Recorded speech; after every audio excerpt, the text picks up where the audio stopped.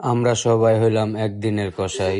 প্রতি বছরে একদিনের জন্য সকালবেলা হয়ে যায় কসাই, আর বিকালবেলা হয়ে যায় রাজা। তো বন্ধুরা, আমাদের আজকে গরু কাটা সবাই দেখবেন যে আমি এই যে গরুর ঠ্যাং ধরে খাড়া রয়েছি। আমার লগে আছে আজকে এই যে ইব্রাহিম ভাই, লগে আছে ওসমান, শাকিল, সজীব, সবাই আজকে আমাদের সাথে আছে। দীর্ঘ 1 বছর পরে আমরা কসাই হয়ে গেলাম। আমি হাসতে আছি, দেখেন ইব্রাহিম ভাই চামড়া ছিলতে আছে। আজকে এই জায়গায় বহুত, এই যে দেখেন, এই যে এটা কি জানেন, গরুর বিচি। বিচি কে কে খাইবে না পড়েন আমার কাছে। এই যে শাকিল ভাই আইছে, কই গেছিল জানি না, খালি একটা গরু বানাইতে আর কই যে জায়গা, মানে কিছুই বুঝতে আছি না। আজকে আমাদের গরু বানানি সবাই দেখবেন।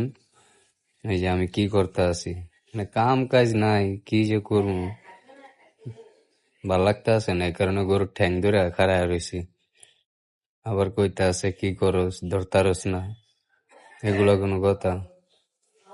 আজকে এই মাঠের ভিতরে অনেক গরু ফালাইনো হয়েছে। ওই যে দেখেন, দেখছেন কতগুলা গরু, প্রায় মনে করেন 1টা 2টা 3টা 4টা 5টা 6টা, এই সাইডে আছে একটা 7টা গরু অলরেডি ফালাইনো হয়ে গেছে। তারপর ওই সাইডে আছে আরো মনে করেন একটা ফালাইছে, ওই সাইডে আরো 3টা খাড়ায় রয়েছে। মোটমাট এই জায়গায় আজকে 14টা গরু ফালানো হয়েছে। মানে মাঠটা অনেক বড়, তো তাই সবাই এই জায়গায় এসে গরু জবাই করে। 2 ভাই চামড়া ছিলতে আছে, আর আমি এনে খাড়ায় খাড়ায় ভিডিও করতে আছি। সজীবে শাকিলে ওরা ঠ্যাং ধরে খাড়ায় রয়েছে। তো বন্ধুরা, আমাদের একদিনের কসাই হয়ে আপনাদের কাছে কেমন লাগলো অবশ্যই